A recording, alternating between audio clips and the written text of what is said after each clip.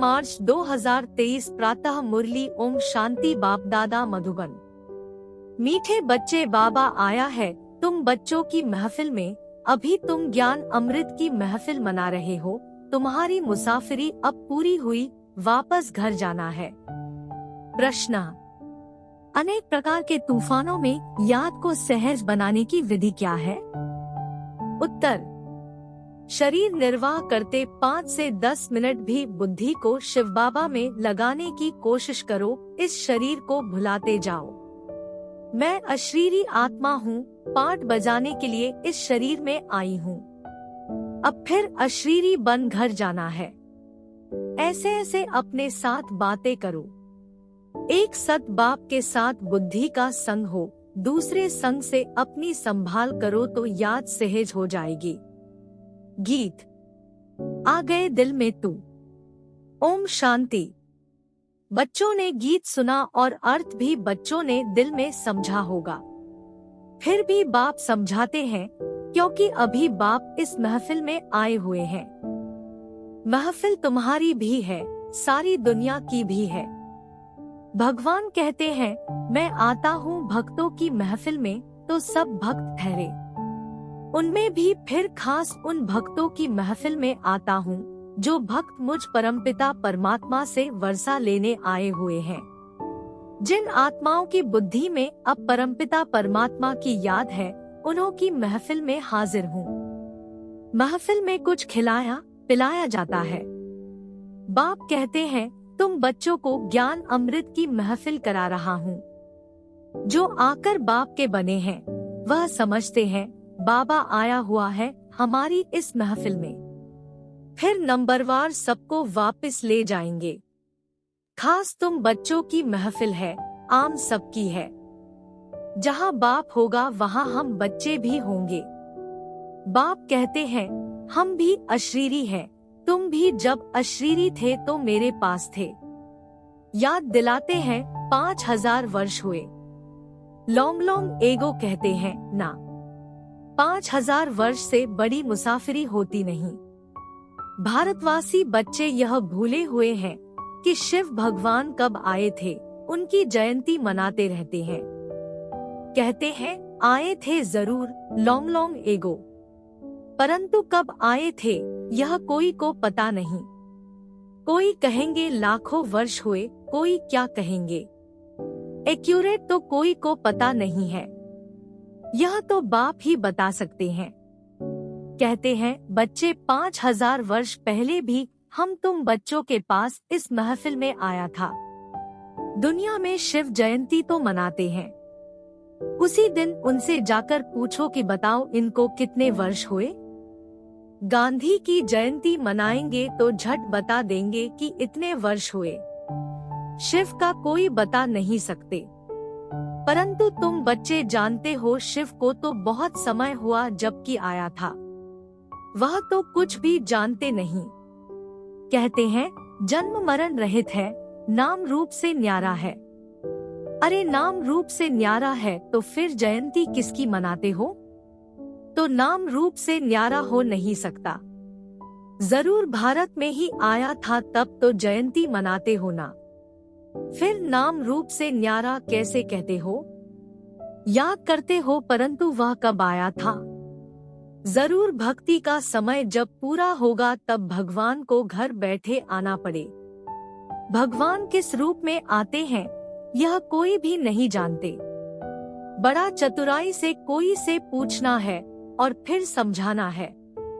भगवान तो है निराकार।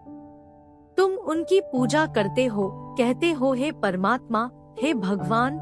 उनको कोई देवता नहीं कहेंगे। देवताएं हैं ब्रह्मा विष्णु शंकर, तो इन चित्रों पर भी समझाना पड़े। तुम शिव के मंदिर में जाएंगे तो उनसे पूछेंगे यह कब आए थे, कैसे आए? निराकारी दुनिया से तो सब आते हैं। परमपिता परमात्मा को पतित पावन कहते हैं, तो क्या किया? पतित को पावन कैसे बनाया? जरूर साकार में आकर मुख से समझाया होगा, कोई शिक्षा दी होगी। ऐसे ही तो कोई कह न सके। जरूर मनुष्य तन में ही आएंगे। भगवान आते हैं, नई रचना रचने, तो जरूर कोई के तन में आया होगा। गाया हुआ है, ब्रह्मा मुख से मनुष्य सृष्टि रची गई। ब्राह्मण सृष्टि नाम नहीं लिखा हुआ है। ब्रह्मा मुख कम्बल से मनुष्य रचे जाते हैं, तो जरूर ब्रह्मा के बच्चे ब्राह्मण ही होंगे। प्रजापिता ब्रह्मा ने तो जरूर ब्राह्मण ब्राह्मणियां रचे होंगे। सिर्फ मेल रचे तो वृद्धि कैसे हो? सिर्फ फीमेल्स रचे तो भी वृद्धि कैसे होगी? इसलिए दोनों ही हैं, ब्रह्मा कुमार और कुमारियां। नहीं तो ब्राह्मण संप्रदाय कैसे बने? परमपिता परमात्मा रचता बेशक है, ब्रह्मा द्वारा मनुष्य सृष्टि रची जाती है, तो जरूर ब्रह्मा तन में आना पड़ता होगा। यह बातें जो अच्छी रीति समझकर और धारण करेंगे वही फिर समझा सकेंगे। जो पूरे राजयोगी होंगे बाप को और राजाई को याद करते होंगे, जिसके लिए ही बाबा कहते हैं बच्चे स्वदर्शन चक्रधारी बनो। सब तो पूरा याद करते नहीं हैं। बाबा के पास आते हैं, कहते हैं ज्ञान तो सहज है, चक्र को भी समझा है, 84 जन्मों का राज भी ठीक समझा है। 84 जन्म तो जरूर लेने हैं, और जो पहले नंबर वाले हैं वही 84 जन्म लेंगे, यह तो सब ठीक है। परंतु याद में रहना यह बड़ा मुश्किल है। योग में अनेक प्रकार के तूफान आते हैं, उनको कैसे वश करें?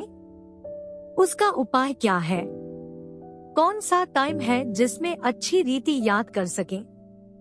तो बाबा ने समझाया, यूं तो चलते फिरते उठते बैठते याद करो। अभी तुम यहाँ बैठे हो, हम तुमसे पूछते हैं स्त्री को याद करते हो? अब नाम स्त्री का सुना और झट बुद्धि भागी स्त्री के तरफ। बुद्धि का काम हो गया ना। वैसे ही तुम भला कोई भी काम शरीर निर्वाह अर्थ करो, परंतु शिव बाबा के पास बुद्धि लगाने की कोशिश करो। 5 मिनट 10 मिनट भी याद करो। हाँ, यह माया भी विघ्न जरूर डालेगी। तूफान बड़ी जोर से आएंगे डगमगाने के लिए, परंतु फिर भी तुम अपना पुरुषार्थ करते चलो। इस शरीर को भुलाना अथवा बाप की याद में रहना बात एक ही है। अपने को आत्मा अशरीरी समझना पड़े। मैं असुल अशरीरी था। पाठ बजाने के लिए यह शरीर लिया है, फिर अशरीरी बन घर जाता हूँ। बुद्धि में सिर्फ बाप और बाप का घर याद हो। बाप का घर वही है जहाँ अब जाना है। फिर यह बुद्धि में है कि बाप की प्रॉपर्टी है सतयुग, तो एक बाप की याद से वह भी याद आएगी। भक्ति मार्ग अथवा ज्ञान मार्ग में बुद्धि तो और तरफ जाती है। कन्या की सगाई हो जाती है तो फिर 1-2 की याद रहती है। भक्ति में कोई बैठेंगे तो भी माया विघ्न डालती है। बुद्धि धंधे आदि तरफ चली जाएगी। माया की दुश्मनी है ना। भक्त देवताओं को याद करेंगे तो भी बुद्धि और तरफ भाग जाएगी। माया बुद्धि को ठिकाने लगने नहीं देती है।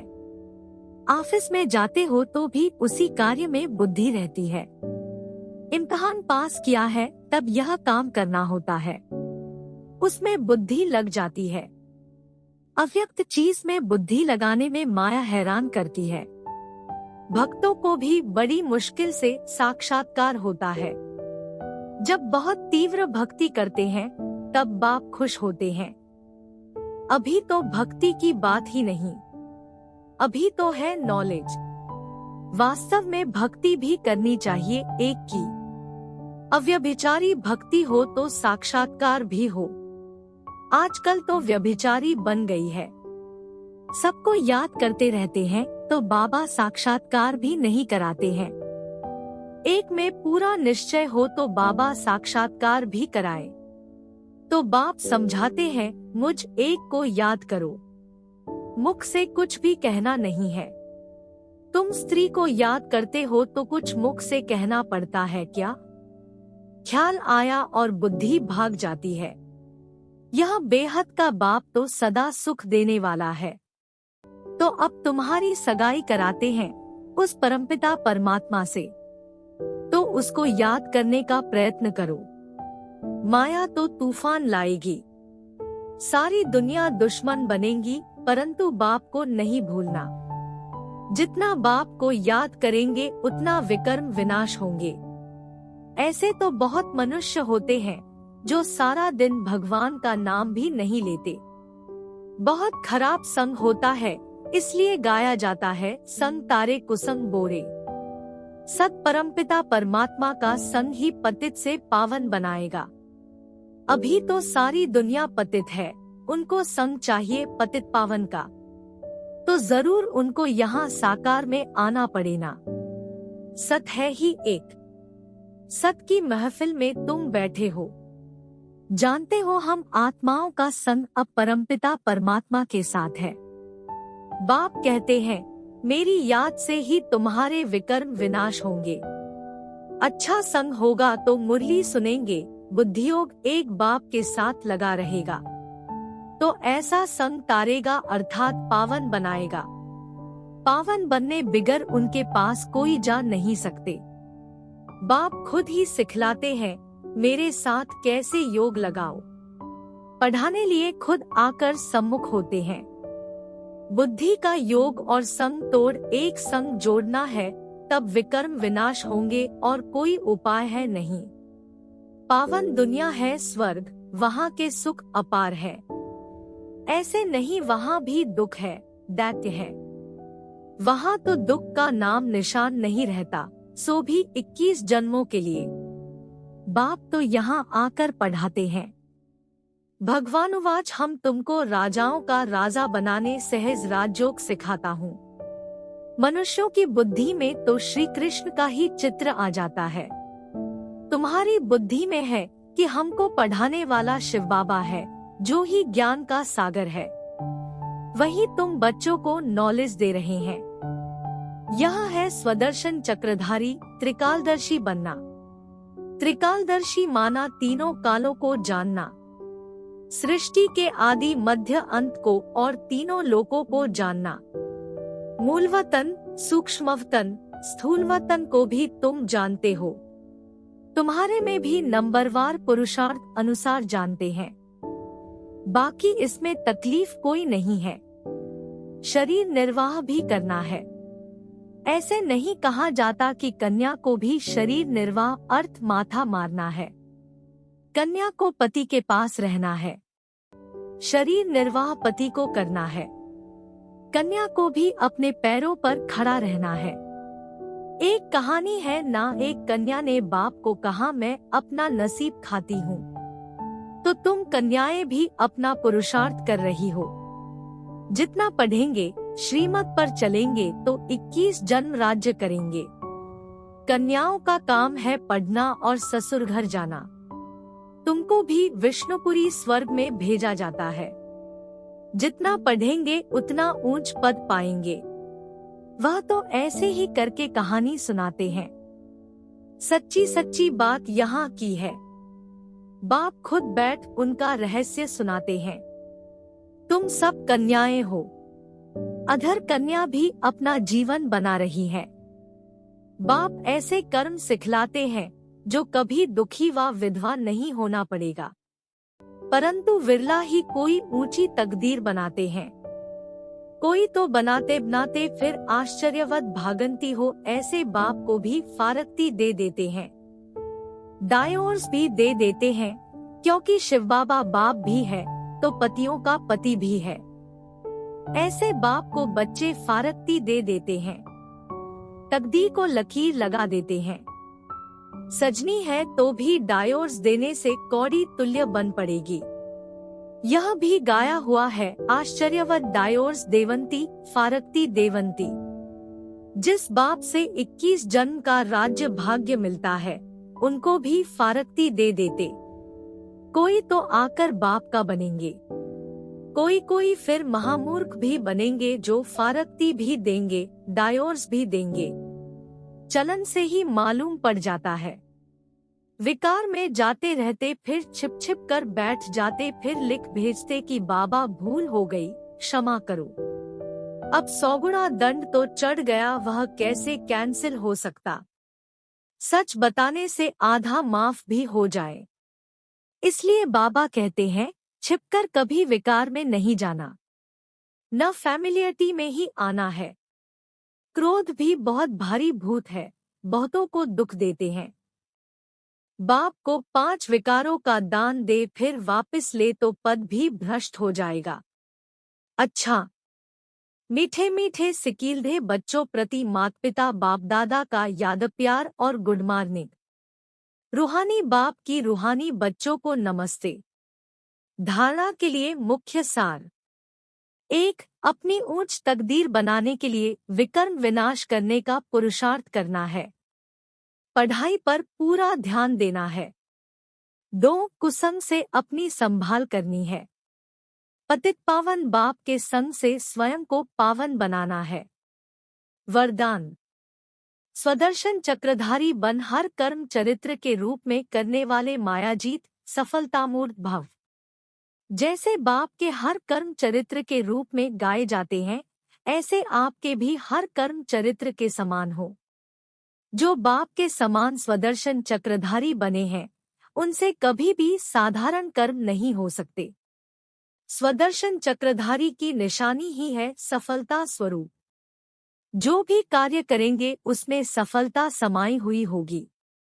स्वदर्शन चक्रधारी मायाजीत होने के कारण सफलता मूर्त होंगे और जो सफलता मूर्त है वह हर कदम में पद्मावदंपति है। स्लोगन। खुशी के समर्थ संकल्पों की रचना करो तो तनमन से सदा खुश रहेंगे। कृपया आज की मुरली पर